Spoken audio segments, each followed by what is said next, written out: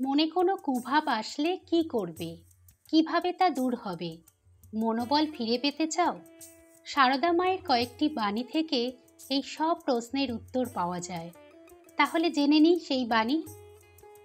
কাজ করা চাই। কর্ম করতে করতে কর্মের বন্ধন কেটে যায়, তবে নিষ্কাম ভাব আসে। নিষ্কাম অর্থাৎ কামনাহীন ভাব। এক দণ্ডও কাজ ছেড়ে থাকা উচিত নয়। মনটাকে বসিয়ে আলগা না দিয়ে কাজ করা ঢের ভালো।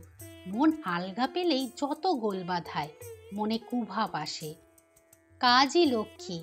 কাজে দেহ মন ভালো থাকে। এক দণ্ডও কাজ ছেড়ে থাকা উচিত নয়। সর্বদা সৎসঙ্গে মেশো, ভালো হতে চেষ্টা করো, তাহলে মন থেকে কুভাব দূর হবে। যখনই মনে কোনো কুভাব আসবে, মনকে বলবে, তার ছেলে হয়ে অর্থাৎ ঠাকুরের সন্তান হয়ে আমি কি এই কাজ করতে পারি? দেখবে মনোবল পাবে, শান্তি পাবে।